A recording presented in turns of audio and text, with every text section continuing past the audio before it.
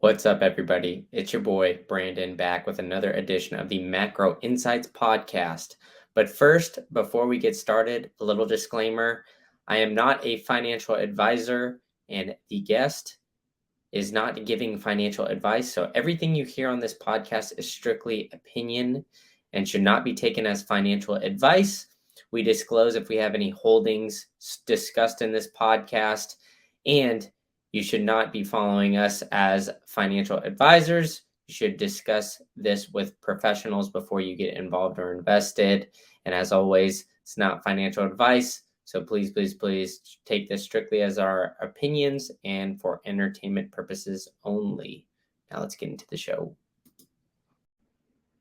What's up, everybody? I'm back with another edition of the Macro Insights Podcast, where I got the man, the myth, the legend, Stock Talk Weekly in the waiting room down below. If you've been on Twitter, or I guess X now, you've heard him on Spaces, and you're probably following him because he does absolutely outstanding work. He's always updating on the markets, earnings, all kinds of stuff. So we're going to dive into it all. But first, big shout out to my sponsor. Shout out to Idaho Armored Vaults. Bob Coleman and his team have been providing you with extensive amounts of liquidity in all the precious metals with the lowest margins. Bob and his team are disrupting this precious metals industry that has been preying on people essentially wanting to get some inflation hedges, get in and out of the physical space. And they're doing it with large margins. Well, Bob and his team are disrupting that and giving you the lowest premiums and margins on the market. So be sure to check them out at goldsilvervault.com. Say what up to Bob and tell him that Green Candle sent you. And before we get into this talk, if you haven't already, hit that like button, hit that subscribe button wherever you're getting podcasts, or go to the YouTube and do that and help grow the show, grow the program. All right, enough from me. Let's get Stock Talk up here. Stock Talk, man, how you doing today? You're on mute too. Oh, there we go. Hit the unmute button. Doing good, man. Doing good, man. How about yourself? I'm doing well. I'm doing well. We've had a little struggle with technology today, so Yeah, I know. we'll see how this goes. But I know. I'm not coming across as the most tech savvy over here. it's all right. It happens to the best of us. But for those who don't know you, or maybe don't know your background, have just kind of heard you on Spaces and whatnot, tell us a little bit about yourself and kind of your investment strategy, so to speak. Yeah, sure. So, I know it's a popular thing on Twitter for people to pretend like they have institutional experience or pretend like they're former hedge fund managers and this and that. I don't have a formal finance background at all. For me, I was in medical school at a very young age. I was on the track to go to medical school pretty much since I was out of high school. I mean, I grew up in an Indian family. A lot of people know the stereotypes there, with the encouragement to be a doctor or to be an engineer. And so I was on that path for most of my life.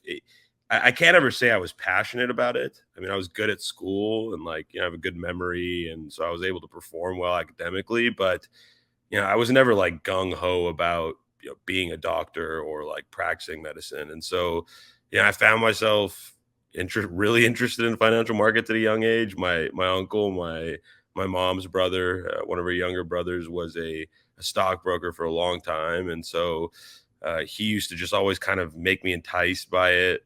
And I was always interested in markets at a very young age. And in medical school, I found myself kind of being the kid.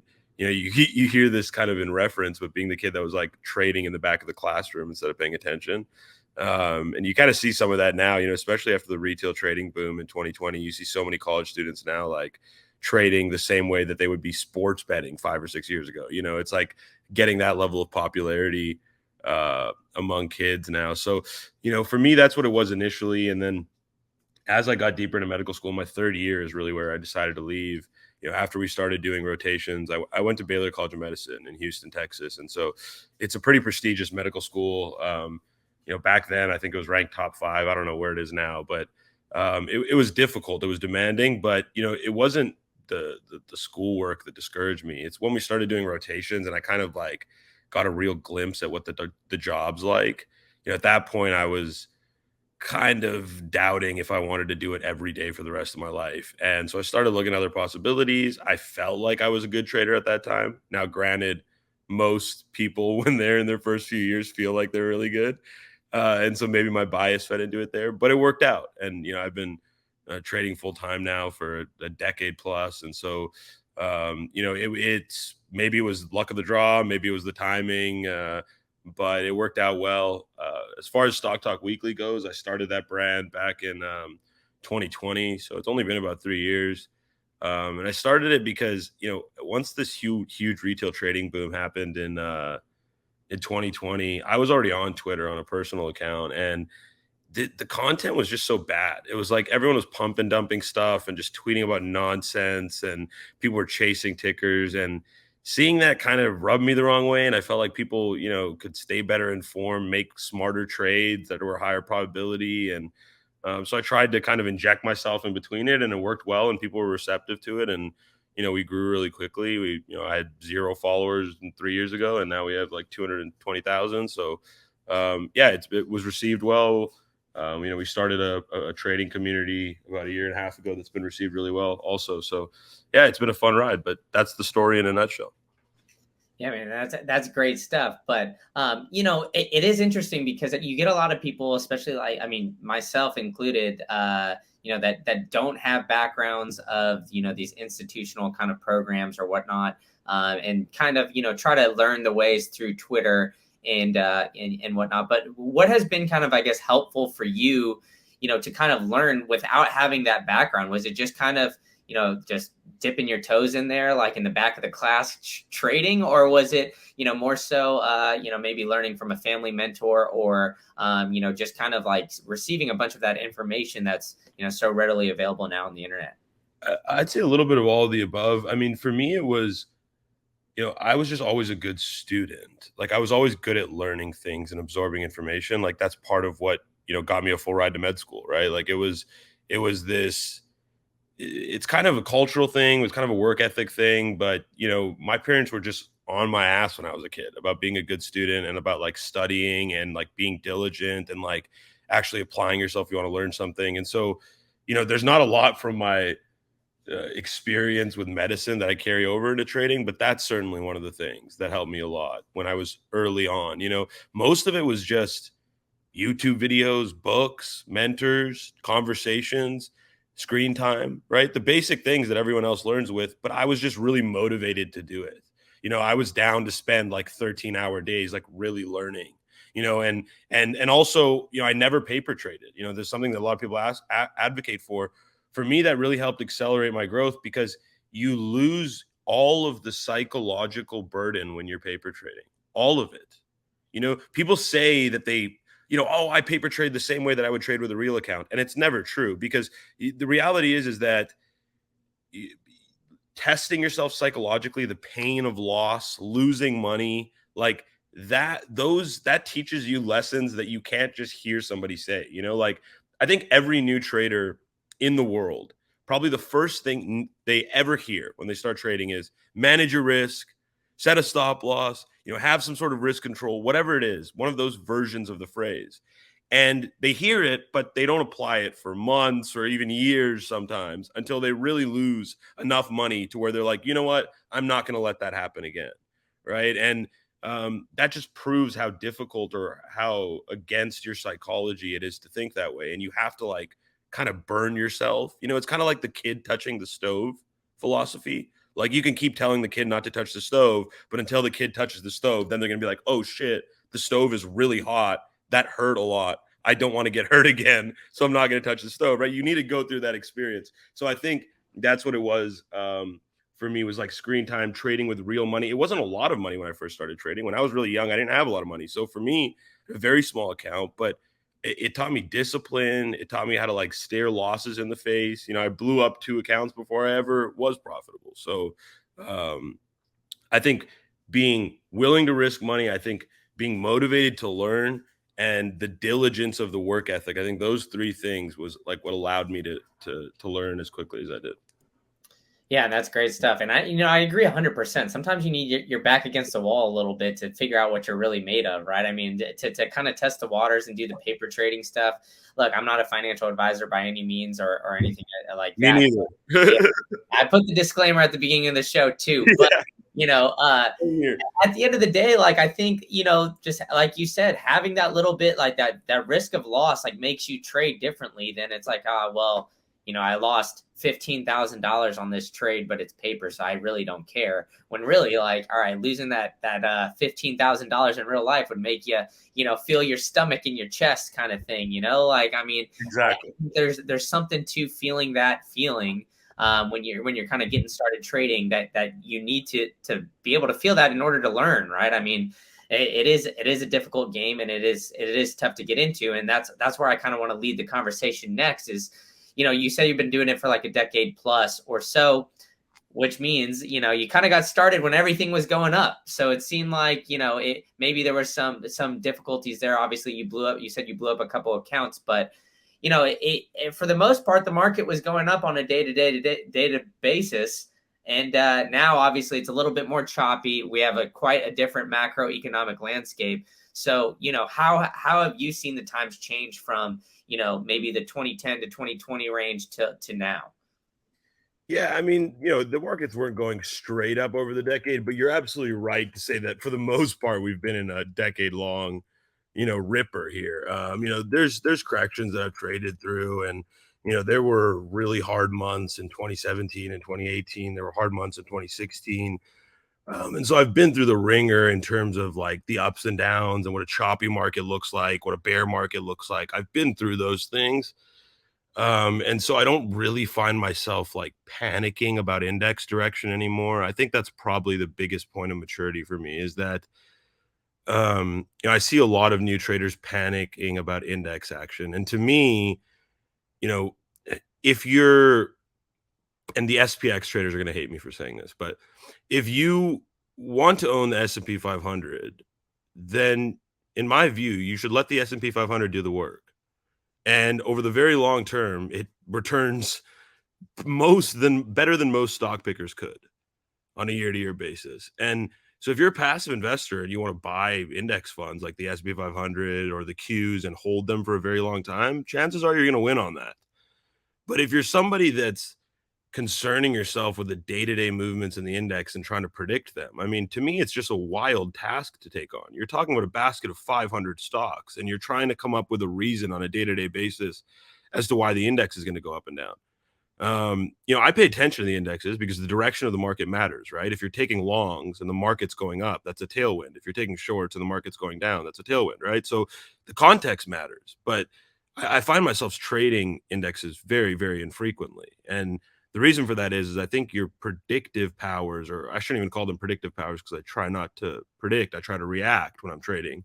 But your powers of bias are much more likely to be correct on an individual stock than they are on a basket of 500 names. Because if you have good enough reason and an edge to believe that an individual stock is a good buy, and you've done the work and you've done 100 plus hours of research to really decide, hey, this is a good investment or it's a good long over the next 6 months, the chances that you're right about that are much higher than if you were to say the S&P 500 is going to be at 4,700 in 3 months. That's a crazy prediction to make. There's so many factors that go into that. So I've kind of leaned away from being predictive and leaned into being reactive over the course of the years, and I think that's the biggest thing that has helped me not panic during volatile markets, has helped me like maintain focus and control. And I don't win every day. No one does, right? I'm not saying I never have losing days. I absolutely do, but I don't let them affect me psychologically as much anymore because I'm not concerned about what everything else is doing around me as much as I am concerned about what I'm trading, why I'm trading it, and if that reason is still intact or not. So it's a more focused approach, I'd say. Yeah, and that's great, and it definitely makes sense, and I think that all kind of comes with experience as well, right? I mean, as you kind of said, right? I mean, even though the kind of like the narrative, if you were like a long term trader, everything was kind of up, but there's definitely time periods where there were some down months or down weeks or whatever, even like just down days that are pretty bad that affect you psychologically, and I think that's like a big part of the trading aspect to me that almost kind of scares me away from it. It's just like the mental burden it could potentially put on, but that's where you kind of come in and do a lot of I guess research on the day to day, so to speak, or maybe earnings. So, we can kind of dive into that. But before we get into like earnings and other things like that, I kind of want to talk a little bit about like macro events because we're recording this on Wednesday the 9th. CPI comes out tomorrow. Do you kind of hold any weight on any of these, like, kind of, I guess, bigger events, so to speak, where it's like, the CPI or the FOMC meeting potentially raising interest rates and, kind of trying to predict where that's going in order to, I guess, fine tune your trading strategy for that specific day? Or is that just kind of, I guess, a mute point and the market just kind of does what the market does? So I think when it comes to macro, the way I like to think about it is I like to zoom out. So, you know, I can't forget who said this. It was one of these celebrity investor guys, but there's a quote that says, the market can be worried about multiple things at once, but it can only ever prioritize one thing at a time. And I think that that rings really true when you think about like market volatility in reaction to macroeconomic data. And I think another mistake people make when they look at macroeconomic data is they mistake a data point for a trend. I try to be very trend driven when I think about macro data. I'll use inflation as an example. So, this year we've seen many consecutive months of disinflation. It's part of what's allowed markets to trend higher because the market, again, going back to that earlier phrase about can only prioritize one thing at a time, the market's greatest priority for the past year and a half has been the fight with inflation.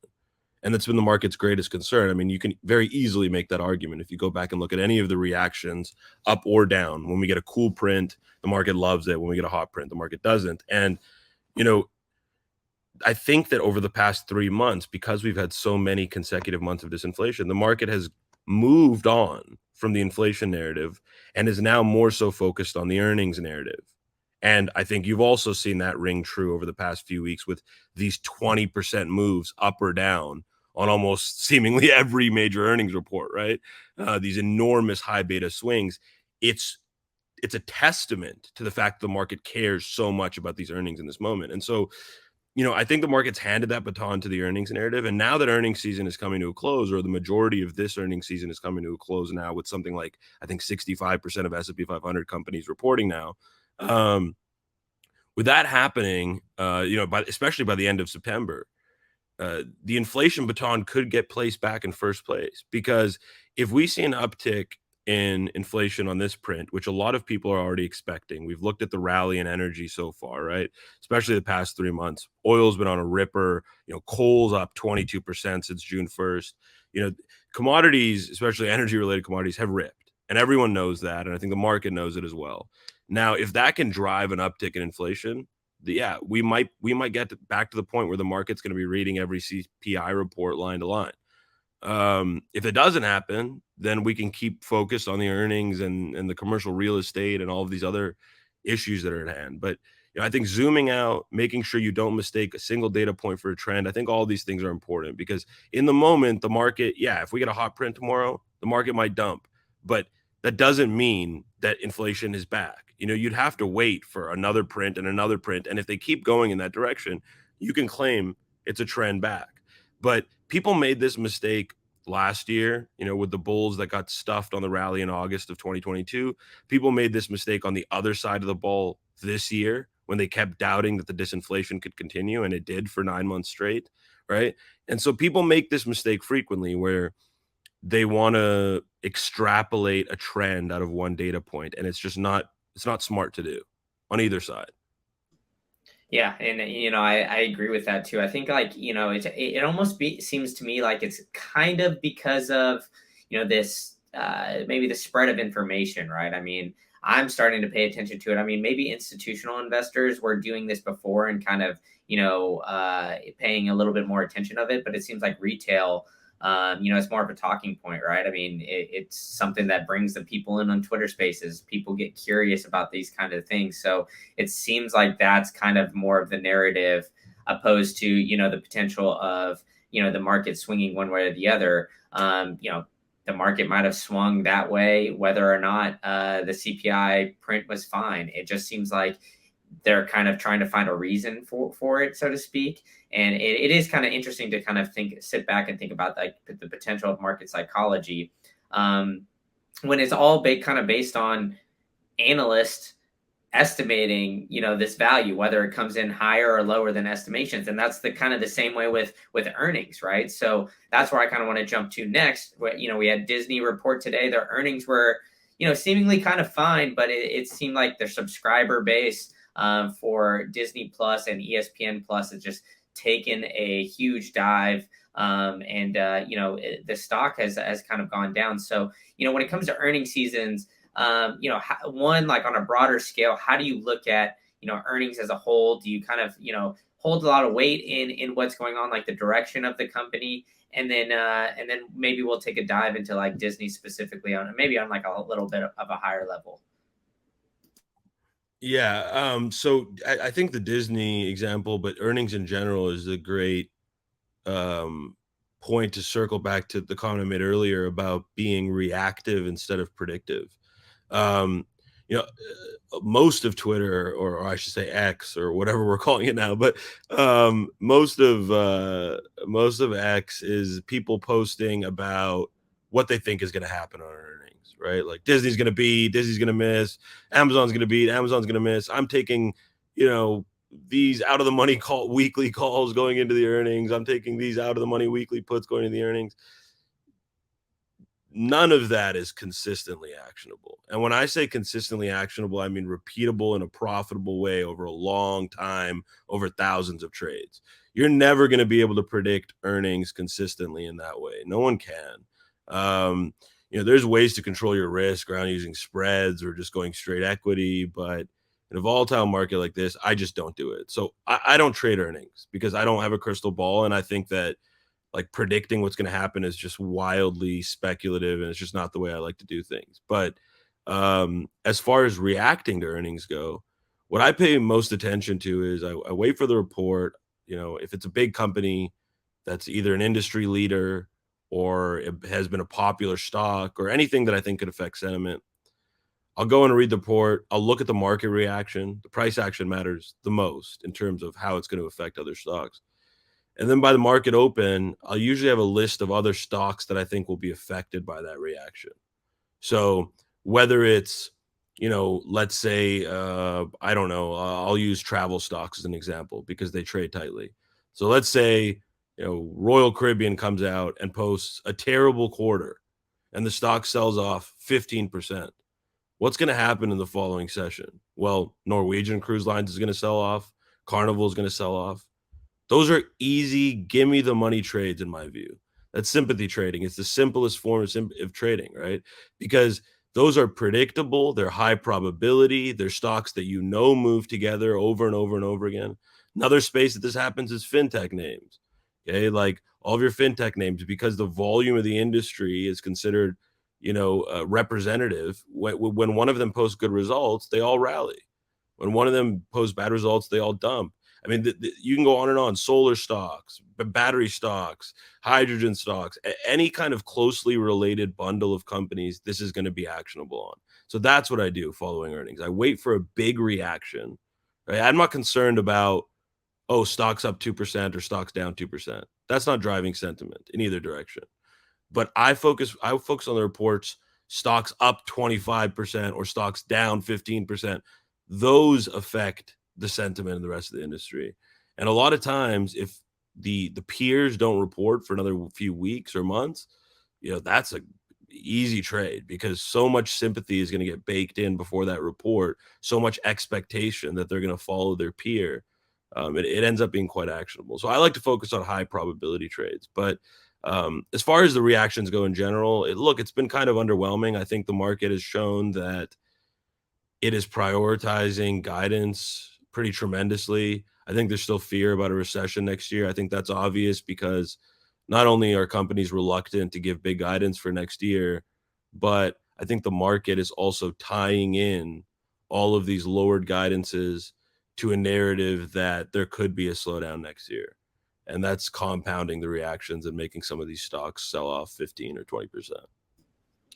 Yeah, I mean that's fair to say, but in general, from like earnings, have you kind of noticed a trend? Because it seems like it's kind of the narrative out there that they're being more conservative, just in general, with earnings and estimates, and when it comes to estimated revenue, all that kind of things.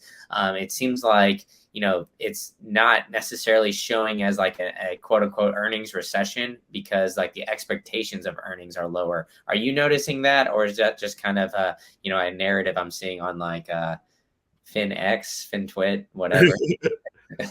Can you clarify that? I'm not sure I understand what. Like for example, like I don't, I'm just gonna throw out random numbers. I have no idea, the actual numbers, right? But Apple, for example, estimated earnings like last year during this quarter was, I don't know, 500 million in revenue. Oh, you're This, just talking about estimates just coming down in general. yeah, Yeah, exactly. yeah. I mean, they have, right? And um, the market bakes things in pretty quickly. But if you look at most of the bears this year, I'll probably say Mike Wilson's the most notable, or I should say the most popular. Morgan Stanley's Mike Wilson, who's been a bear pretty much all the way up this year. If you look at his most recent note, he kind of mentioned this, and this was prior to earnings season. But he said, "Look, if all these companies beat, then the bulls will have been right, and the rally will have been justified. But if they don't, then they bought stocks they shouldn't have been buying, right?" And this is really exemplified in let's use SMCI as an example. Okay, one of the biggest runners this year, Super Microconductor. It was up Super Microcomputer. It was up like 100% plus since its last earnings report going into this report, right? That's baking in a lot. That's baking in more than a little EPS beat and a guidance raise, right? That's it. Your stock's doubled since the previous report. You have to meet that. And that's the problem that people forget is they forget to look left when they're coming into an earnings report.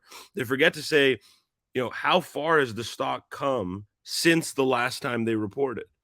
Because everyone's hyper focused on expectations, right? Hey, this company reported this versus expectations. What people forget is the expectations come from the sell side. They come from the sell side analysts. You still have to convince the buy side to buy the stock.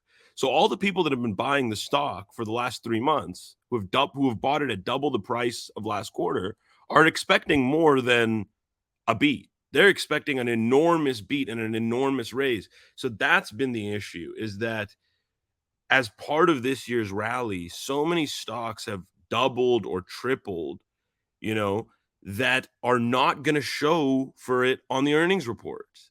And that's not a good thing. And that's why you're seeing so many stocks. People are like, oh my God, there are huge companies selling off 25%. That's what's going to happen if the company went up 100% before the report, right? People are not looking left. They're just looking at the chart intraday and saying, oh my God, stock's down 25%. I'm like, yeah, but look how much it's up. I mean, SMCI, for example, is up, 350% in the past year. Most of that move came this year. Most of that move came since May, right?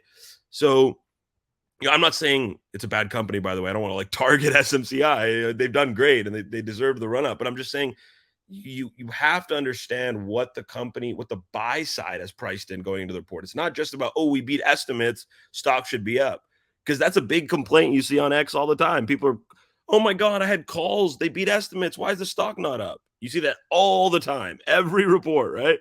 And it's like, but how far has it come since the last earnings report, right? Look at the past 3 months. I tell this all the time. If you're holding a stock going to earnings, look at the past 3 months and ask yourself, what are they pricing in to happen here? It's not just about the expectations.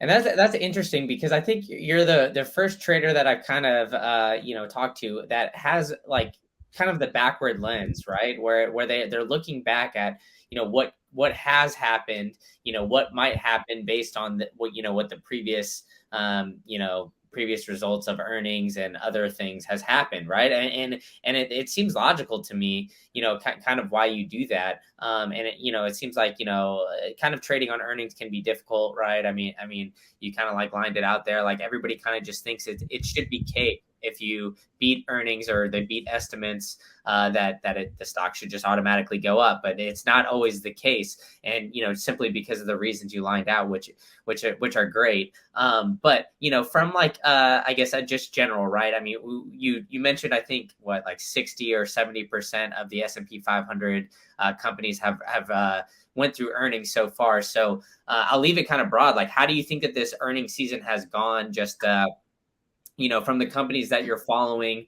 and that just kind of like general market, because it seems like the narrative has kind of been this year that, there's like 7 companies kind of carrying that S&P 500. Obviously, there's places where you can find some diamonds in the rough or some hidden gems, so to speak. But, as a market, it seems like it's been kind of like floating sideways, for a bit. Obviously, there's been, some great companies, but it doesn't seem like it's having quite the waves that maybe we were having like a couple years ago.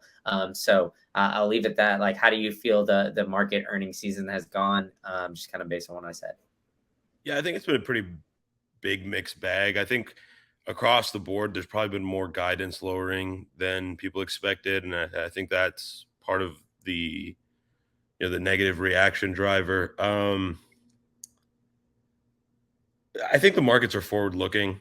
I think the next couple of quarters, there's a lot of overhang macroeconomically. I think people are worried about commercial real estate. I think people are worried about a further decline in home prices. I think people are worried about, at some point, a crack in the employment market, even though it's proven more resilient than anyone expected. I mean, if you go back to, December of last year, no one thought the labor market was going to last this long.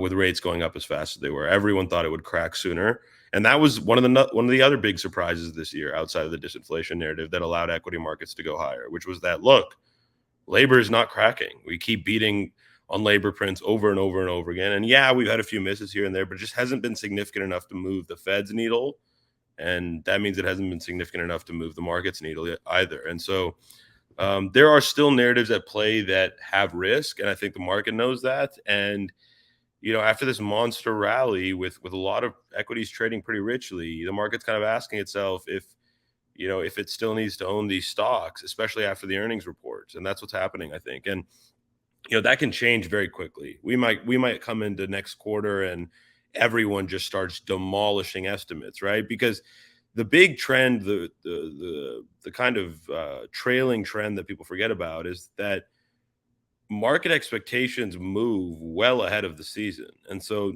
before next earnings season, market expectations will probably come down for next earnings season. And, maybe next season they'll miss again. But, eventually that trend catches up to itself, right? Eventually the expectations get too low and you actually set yourself up for a season full of enormous beats, right? So that's usually how this ends. And I'm not saying it'll end next quarter or the quarter after. I don't have a crystal ball. But at some point, if estimates keep coming down, we will have a big earnings beat quarter. And then maybe that'll serve as some kind of bottoming in sentiment. But, I'm not ready to write off the rally completely here. I think people panic about a few days of price action. I mean, it's really only been 5 days of relative weakness in equities. I mean, that's not a lot. You've had a year full of relative strength. So, let a trend develop is my view. I think the markets don't care what you think. I think you shouldn't trade the market that you want. You should trade the market that you have. It's like one of my favorite stock market quotes. And I think people who continually try to reinforce their belief about what should happen, or the doom and gloom people who think that there's too many risks at hand, I mean, they missed the whole rally this year, right? Because they refused to acknowledge the trend. When you have an uptrend like you had this year, fading it is just a death sentence. And the same thing goes for a downtrend like last year. I mean, last year was a very clear downtrend. Trying to buy equities in that mess was a death sentence, unless you were buying oil stocks. And so knowing and acknowledging the trend and not fighting the trend, the trend is your friend. I've been dropping a lot of cliches here, but it really is. And traders and investors should think of it that way. If we come back here and peel below 4,400 SPX, yeah, I think you can start getting a little worried. We peel below 4,400, and I think you might be able to even to see 41.50, which would be a pretty big drop from the highs. And that might spook a lot of people, but you need people to get spooked. You need the short side to get stacked for the pendulum to swing. It's just kind of the way it works. If you look at, when everyone started clamoring about net exposure being too high, this was just 2 weeks ago. People were clamoring about net exposure being too high. People were saying hedges were trading at their cheapest level ever. I mean, all these headlines were dropping at once. And then what happened? We saw a correction in markets, right? And so now what's going to happen? Exposure is going to flip to the other side. Hedges are going to get more expensive. And that opens the way actually for a rally higher. So how deep is that going to go? No clue. But for me, I just continue to pay attention to the trend, watch it every day. When I start losing confidence in relative strength, the way I like to put it is once it starts looking less like rotation and more like indiscriminate selling, that's a good cue. And we haven't had too many days of that. Even if you look at the selling pressure we had about a week and a half ago, that selling pressure was really rotation driven. You saw underperformance in tech and outperformance in the Dow Jones. You had several days of outperformance in the Dow Jones. And that speaks rotation to me. That says people are taking money out of tech and putting it into other stocks, right? That's not market topping behavior. What's market topping behavior is when you're dumping everything, right? And today, at least initially, was one of those days, right? You saw, in the morning, you had the Dow down pretty significantly. I'll have to go look at where they closed here. But on the day you have, the outperformer today was biotech, which closed flat. But you had the Dow Jones down 0.5%. You had SPY down 60 bips. You had IWM down 80 bips. The Q's down over 1%. RK down 4%, right? So this was an indiscriminate selling day.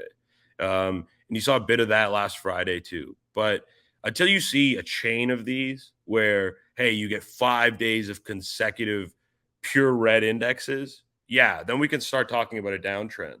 But I'm not convinced yet. I don't like to jump ship that quickly. Or I don't like to switch jerseys that quickly, I like to say.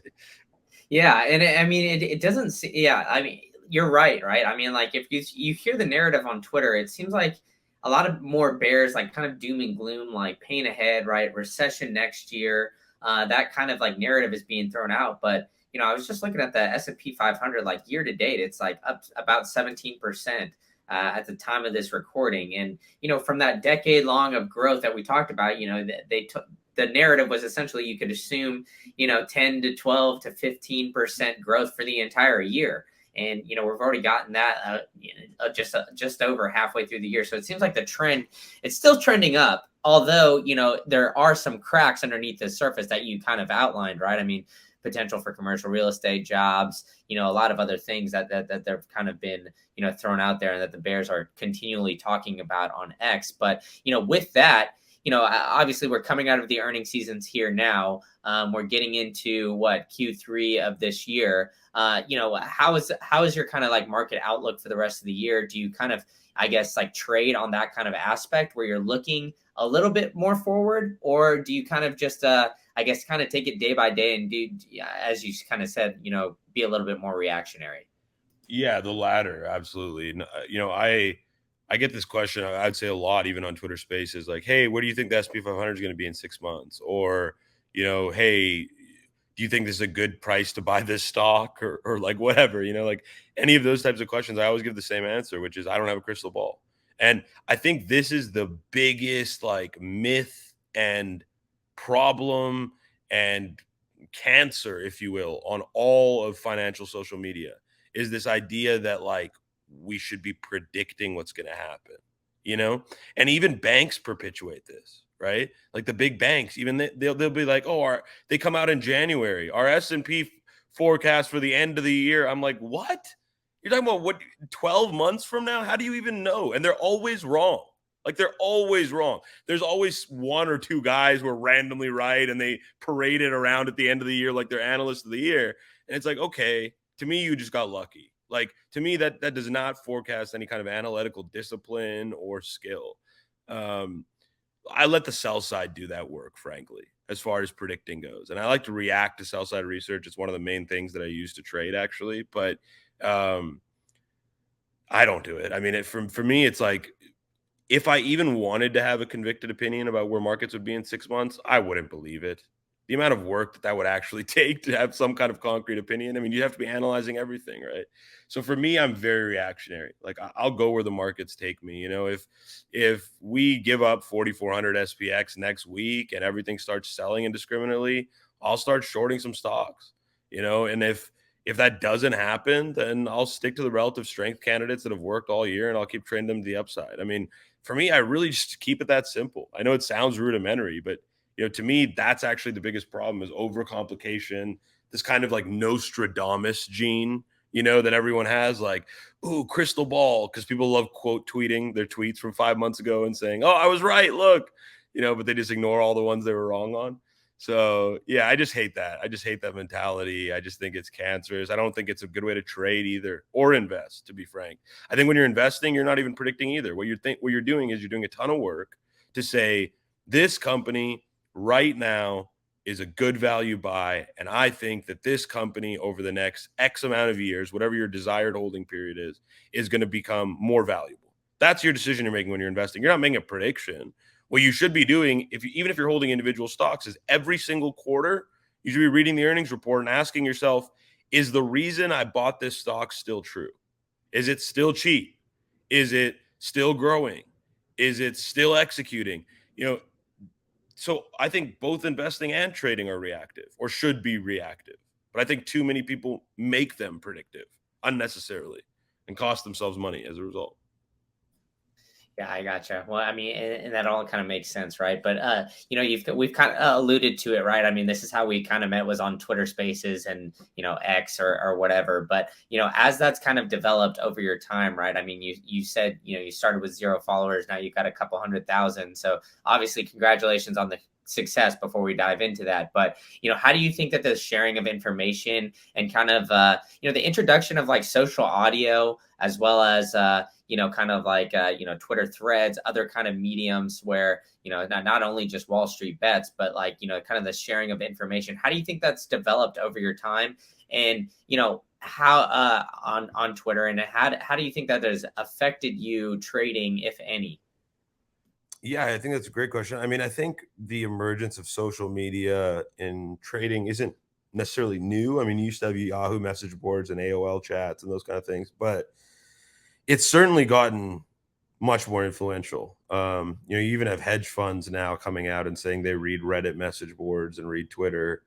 We've had the biggest explosion in new retail accounts in a 3-year period ever.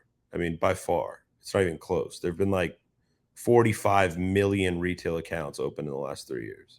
Like, it's mind-boggling. And most of those, well, I don't have the data, so I don't even want to say most of those, but a large number of those are first-time accounts or accounts of people who have never had a brokerage account before.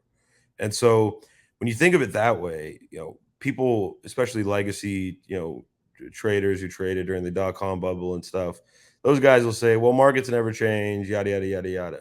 And, I think that principle is true. Risks are always there and you should always manage your risk and hedge and all that good stuff. But one thing that has certainly changed is the market's behavior on a shorter time frame.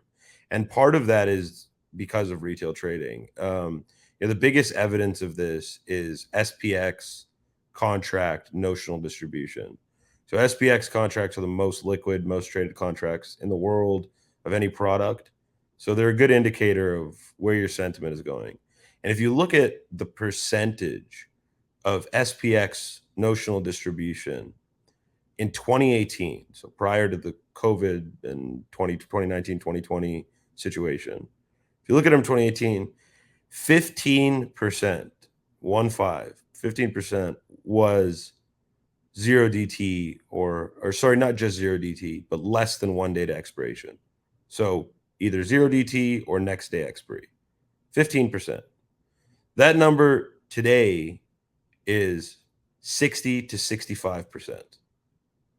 So that's significant.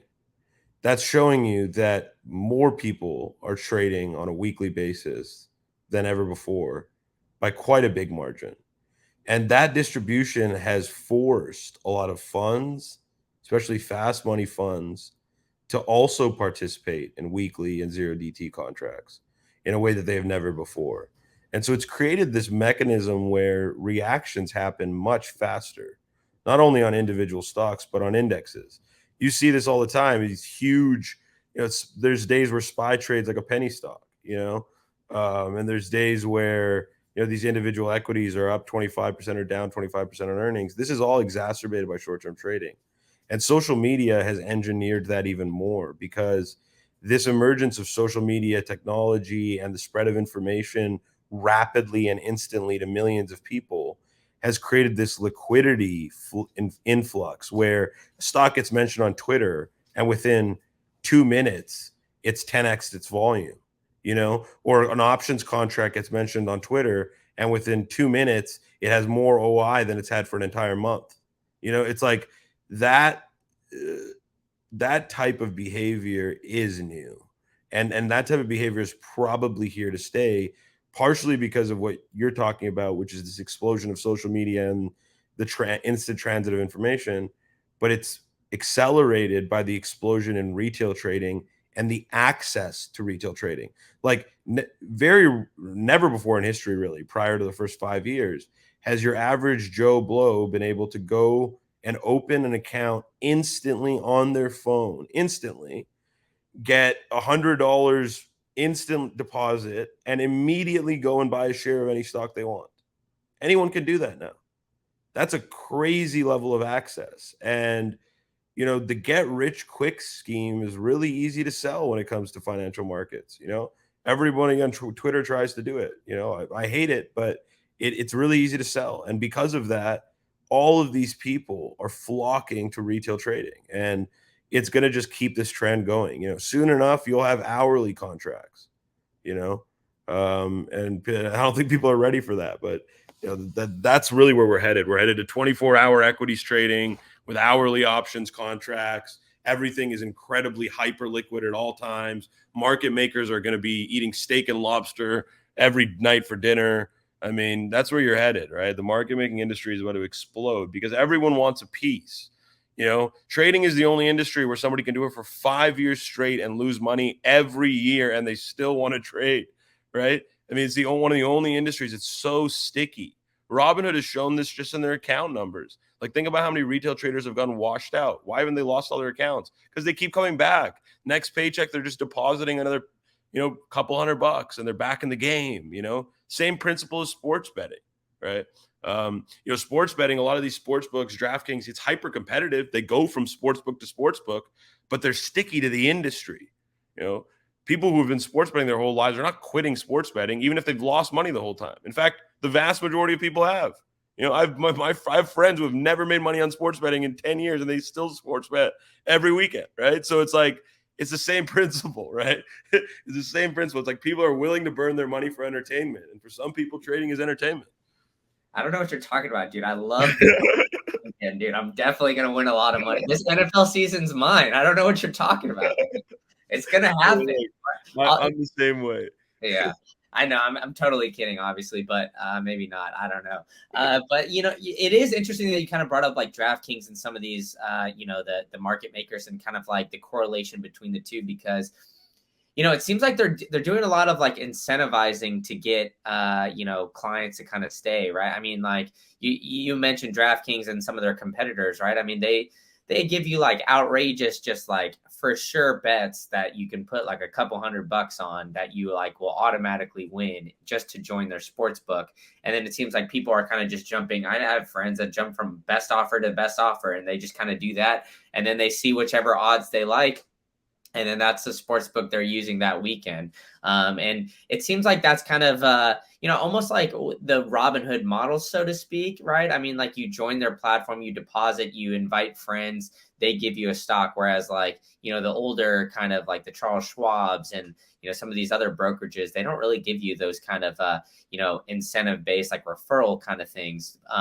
But do you think that that's kind of, maybe a reason why, potentially that the social media aspect of Twitter, Wall Street Bets, like Reddit, all those kind of things has kind of blown up because it's almost been like gamified in a sense?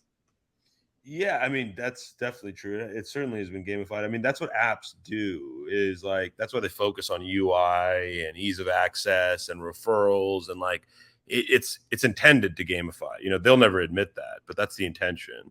I mean, that's what exactly what Webull and Robinhood do, right? They've gamified it. I mean, even when you think about like I use Webull, I love it as a retail brokerage, right? It's not my only brokerage. I have a professional brokerage as well. I use IBKR as well, but I enjoy it. The UI is amazing. It's very easy to interact with. It's very quick and effective to place trades. They have a great watch list. So I think Robinhood's platform is shit, but that's a separate conversation. But they're focused on UI and ease of access, and it works. And it'll continue to attract new users because most people don't want to do the work. Most people don't want to like do real fundamental analysis or real technical analysis. They just want to open a brokerage app and buy something and see it go up or down and then sell it. Like most people aren't even looking at charts, to be frank, which is sad, but it's just true. And yeah, it's a problem that can't be solved, to be frank. It's just human nature, and it's going to keep expanding. More and more retail accounts will get opened. Shorter and shorter time frames will open up on trading. Social media will get more and more vociferous about stocks. It's just going to happen. I mean, it's inevitability. I try to be a realist about these things. Do I think it's good for financial markets? Probably not. It'll probably turn the market into more of a casino slowly and gradually. Not that it's not already one, but yeah, we're headed to greater gamification of markets, greater gambling, more companies trading at 100 times sales. That's the type of climate you're headed for, because people care less about fundamentals and more about price in this type of environment. They care much more about sentiment, right? Like sentiment can drive a stock very high. I mean, look at Carvana this year. It's 5x. Upstart before their earnings report, 3x, right? Like that's a massive gain on equity, right? But this is happening in 2-3 month periods, making people life-changing money. One hit like that, you're addicted for life. It's like taking a hit of heroin or something. Like these guys they get one big trade like that, one life-changing trade, and they'll never stop trading. That's the tough part. And that's where people are forgetting about this. Like back in the day when you had to get a financial advisor or get on the phone with a broker. I mean, I had cousins in Canada who just only a couple of years ago, every time they wanted to place a trade, this is like 4 or 5 years ago, they had to call their broker to place it. Like in some parts of the world, it's only the level of democratization of access is only just now getting there. Once it becomes a worldwide phenomenon and everyone in the world can open a brokerage and participate in U.S. equities, imagine telling that to people in like India or in Western Europe, like, oh, I can trade U.S. stocks just on my phone instantly with no commission. What? Like the order flow madness is going to be nuts. Yeah, and I think nuts is an understatement for that, to say the very least. So, but you've been very generous with your time, so I appreciate you coming on this show. So, for those who don't know you, why don't you tell them a little bit about where they can find you and what all you got going on? Yeah, man, I appreciate that. Happy to come here. It was a great conversation. So you guys can find us primarily on Twitter or X. I always never know which one to say now, but x.com or twitter.com at Stock Talk Weekly. We're mainly on Twitter. 99% of the content is there. If you guys want to learn how to trade, we also have a private trading group as well. The link for that's in my bio. We don't do any pump and dump bullshit. No, like, far out of the money pennies, options, contracts. We don't do any of that garbage. We just try to take really high probability trades, talk about why companies are winning, why they're losing. So we try to do it differently. But if you're interested in learning how to trade on a shorter term basis, you could definitely check that out. The link's in my bio. And other than that, we do a ton of free weekly Twitter spaces throughout the week. I'm live for Power Hour almost every day. We do a Stock Talk live trading show as well on Wednesdays. So a lot of free content, some premium content as well, if that's something you're interested in. But appreciate you having me, man. It was great, Brandon. Thanks for your time, man. Of course, yeah, and I'll link all that in the show notes as well. So if you want to check it out, I definitely recommend the follow on Twitter. And yeah, I mean, he's posting his trading wins too after the fact. So I mean, if that's something that's enticing to you, I mean, they're doing a great job in there. So definitely be sure to check that out. All right, man. Stock Talk. I'll see you around in the Twitterverse, or I guess the Xverse now, man. Yeah, man. Happy to come back on maybe in a couple months, and then we'll see how the markets have changed and what the updates are. Yeah, for sure. We'll have to have you back on. You're a recurring guest now, dude. So now you're like legally obligated. Happy to do it, man. Happy to do it.